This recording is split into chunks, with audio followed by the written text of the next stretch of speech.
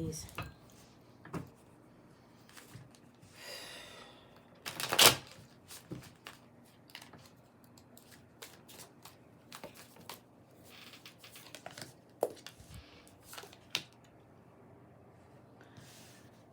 The merchant and the thief.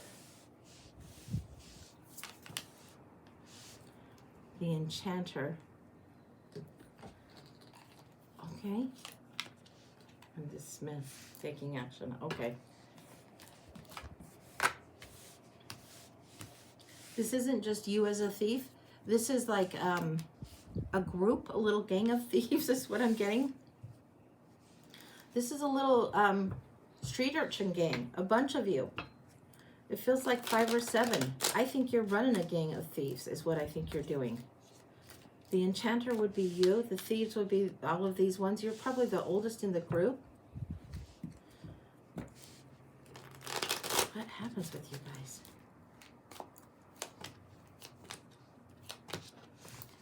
You're getting caught up by the scruff of your neck by somebody. The merchant doesn't catch you, but the smith does. The smith sees what's going on. The smith is like, I'm onto you, Buster. The smith is the one that wants you to be more than what you actually have considered for yourself so far in this lifetime. So far, you're running this little ring of rowdy boys, rowdy thieves going around. And this one, the smith is catching you. He sees you. He's working class. He sees you. He is professional. He understands what to do with this. And then here we have this mystic. He sees the potential in you that you don't. You're probably really, really good at the pickpocket profession. You're probably good at swiping things and getting by on the streets. Very interesting. How and where you landed that way, I'm not sure yet. But this is the moment. This is the moment. The smith eyeballs over there, sees what's going on, sees the crew of you, doesn't like the crew of you doing what you're doing, doesn't like it one bit. I don't think he's going to put up with it for very much. But he sees it, and he's I get the sense of grabbing you by like the back, the scruff of your neck is what I'm getting. Yeah, he's gotcha. I don't think he's turning you in. I think he's trying to break up your crew and get you in a different path. Is that right? Oh yeah. He's seeing you making different choices. He's seeing a different path, and he's like, okay, you can turn your back on something or you can go forward. If you want to be a little bit deeper than what you presented, it's time to move a little bit forward. This is near an ocean town. This is something near an ocean town. There's a smith, and I'm getting like blacksmith. Smith is right. He's near the ocean town. I don't know where this is.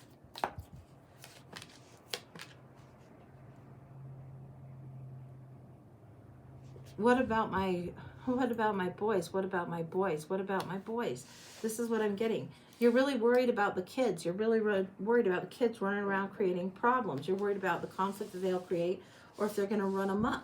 This guy can't handle all of them. What does he do? Because you're worried about your crew. That's really surprising. I mean, your little crew is pretty close-knit for a little street urchin crew. What's going on with that? What about your crew? You want them to have access. You're not going anywhere with this smith. You're not doing anything or changing anything until he can make arrangements for them to be in places elsewhere also. And he's like, you're a ballsy little fucker. How are you even asking this? Because these guys are thieves. They're thieves. You're like, no, they're family. They're family. This little crew to you is very family to you. It breaks your heart to see you guys shipped out to different places, but the merchant has seen you guys one time too many, and the smith already knows it. What is the smith going to do? I think you guys get farmed out to various places. There is somebody that he knows that has enough wealth and enough status that he can take the crew of the boys and place them. Now he's going to have to make an arrangement. The smith is going to have to make an arrangement. The smith does a lot of things like, if you think of smith, you think of horseshoes, you think of swords, you think of all the ironwork, fixing and repairing. He knows everybody in the fucking town. But he can't have all of you guys in that same town and have the whole town robbed blind. He's concerned about that. He's talking to this guy that is fair, is compassionate, sees that, not everybody is dealt the same hand early on in life. He's talking to this guy This guy says I can take one. That's it. So the smith arranges with this guy to take one. So one of the youngest is getting a really more high status start than you even are. However, the others have to go elsewhere. Yeah, they have to go elsewhere. I'm getting, they're scattered to like the 4 directions. It's impending. It's important for them to be in the different directions. It's important to break up the crew, to break up the behavior. It's not something you like at all, at all. These are people that you feel close to. These are kids that are running the streets. Thick as thieves is the expression they say. And you guys were thick as thieves because you were thieves, because you had to survive together to get out of the hardship. But now each into the 4 directions, each into the different directions. And you've got one familiar in town with the rich benefactor or the somewhat well-set benefactor, and you're working as the smith. This crew is important.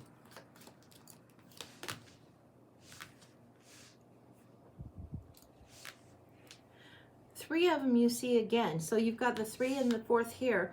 There was 7 in the group to begin with.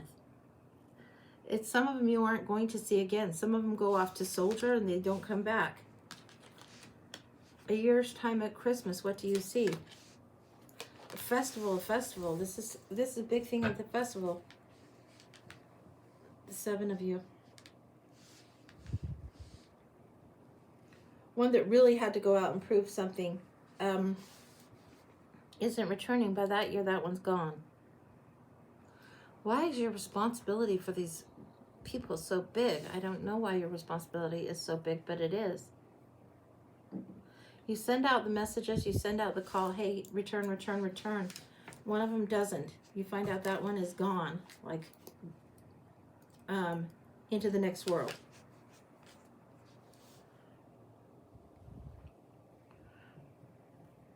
One has gone off sailing, and I don't know why he's gone off sailing, but he's doing okay with it. You don't expect to see him. That's just where he's going. He's exploring. These 3 you see. What is it about these 3?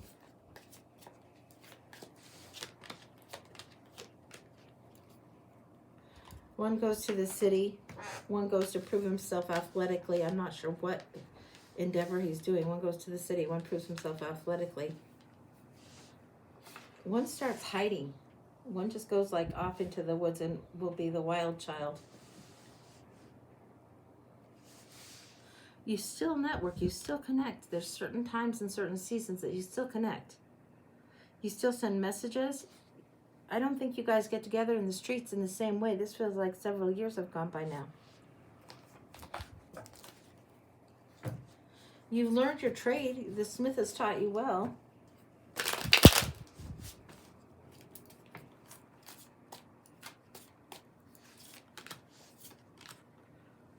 Getting such a headache. You're really worried and concerned about somebody, the ship. You're worried about the guy on the ship. There's something that he's gone, like an ocean too far, a river too far. He's gone too far. There's something that you're going to have to send for him to get back. I don't know why. He's gone too far.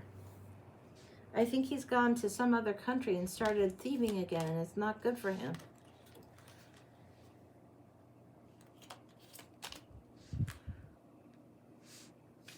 You want him home before he gets sent home in a box, basically. You want him home soon. You don't know how to get him back. You're reaching out to this one. This one again comes through. This one that had the wealthy benefactor. You're talking to him about this friend that's like way past overseas and something's going awry. You can feel it, you know it, you can tell. You send troops to get him. You get this one enlisted to send troops to get this other of the boys back.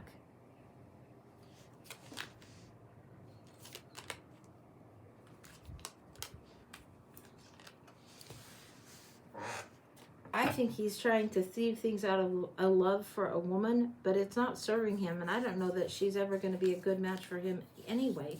But he is in love. He is like smitten about this woman who really, that's not a good match. You can tell it's not a good match.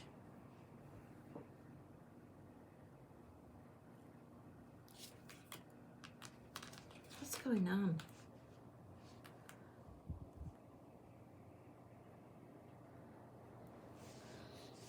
I think you're coaxing him into returning home and setting up a place for her. If he can get home, then you can help set up a place over here. I don't think he's able to convince her to come with him. There he is, there he is. No, he's not able to convince her to come with him, but you convince him to come. But everybody else seems to be in love, and for whatever reason, for this other person, you and the rich boy here, the now rich urchin, you guys are trying to convince him, but he sees everybody else as falling in love. He's feeling like the always a bridesmaid, never a bride type of energy. He's feeling like he's never going to have what he wants. You're telling him, yes, yes, you'll set it up.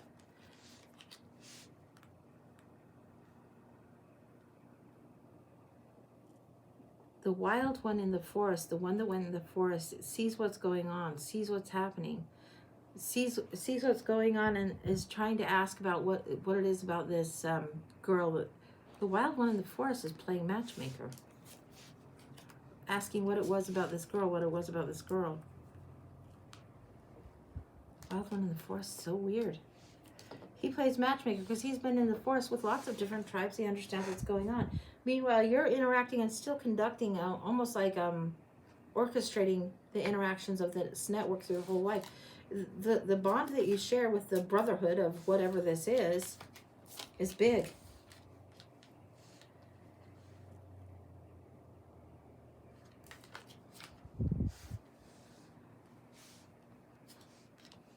The matchmaker brings a widow for this one that's on the seas, and he's not interested in the widow, but you are. Very strange.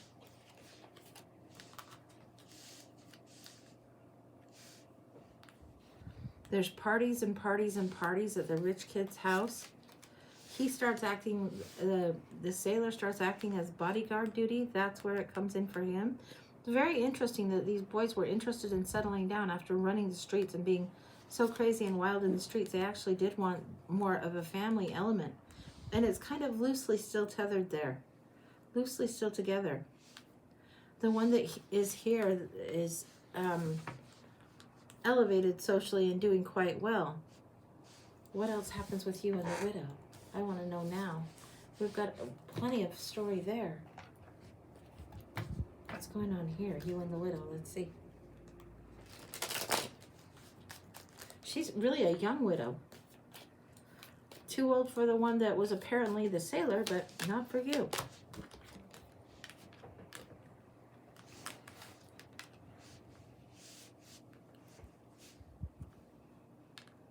We're getting something about a hobgoblin and two sisters coming through.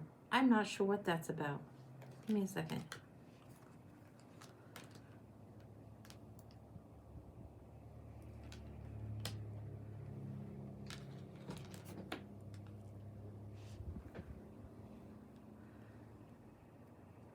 I think that you've got the widow. I think you've got the two sisters are the widow's girls, and I think they see you as having money.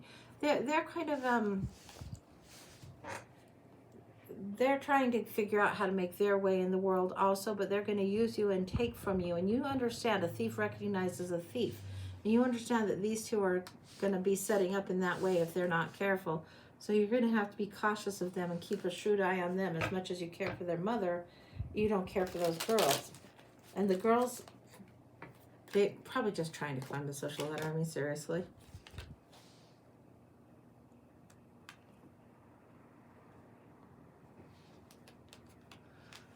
The girls need to go out and do their own thing.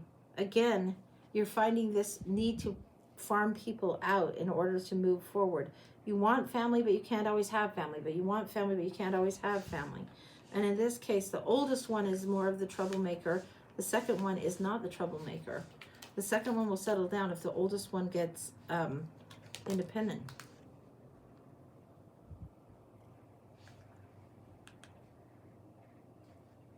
She's got to pursue some sort of adventure.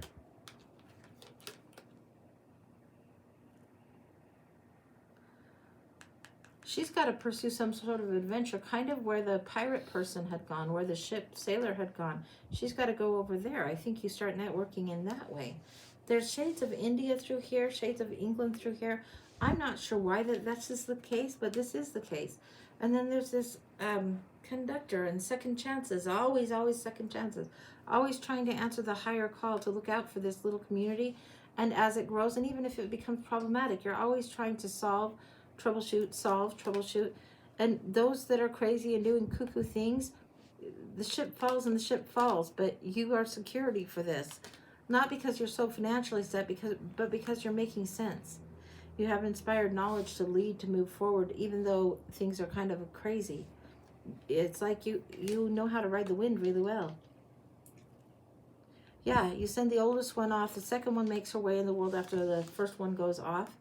The second one stays in the England vicinity, whatever that would have been. And what is this?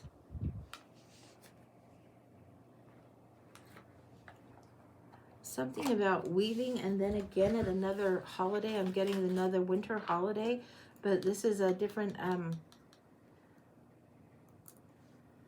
this isn't necessarily the match that you would make or that the forest person would make, but I think that she marries somebody of a different religion ultimately. It'll work out. The 7 are okay. The 7 are okay. Except for the one that died and the one that, went off. Most of you, there's this cohesiveness. You've done your bit. You're okay. You're finally okay. This is like almost a 20-year process overall where this is happening, and it takes a lot, but I think you do settle down and you take on the Smith's work, the Smith's endeavor, the Smith's legacy. You take that on, you're great. This one over here takes on the Rich legacy. That's great.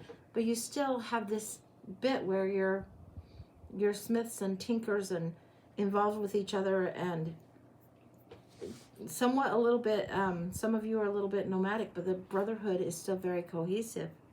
This is something that is important. This is soul family connections that don't change. This is something how you wrap things around. It's like you've woven a spell that binds you together that's so strong it's not changing. It's not changing. It's going to last through. This is soul family that would be active with you still. These various players.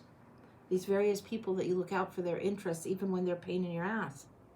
It's part of what you get to do. You get to take action, and this is how you do it. This is how you do it. You have to use the opportunities that are given and granted to do this. And this is your choice.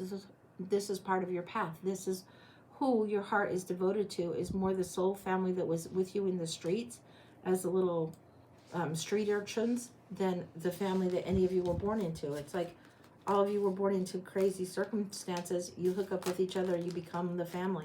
This is where soul family comes in very strong. This is very complete. You are still very much the leader of that soul family. In this particular time, you're very strongly the leader. You and this one, call him person B, I don't know what you want to call him. This one, you two are very, very strongly the leader. The third person that was the matchmaker also very strongly leads. So you guys rotate these roles of leadership, and then the others rotate in their little roles and their stories, life after life and what's going on. But there's still this huge connection.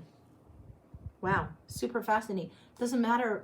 It's like there will be a connection year after year after year, life after life, regardless of the country, regardless of the kingdom, regardless of religion or family circumstances. There will be this interweaving. You'll recognize, a thief recognizes a thief, right? And you'll recognize these people that are part of your soul family too. That's complete. Wow, beautiful. Holy cow, crazy. Yeah. Yeah, it's a little pack of thieves. Don't know what to tell you, but that's what it was. A little family that unusual. That's what we got. That's complete, honey. It's done.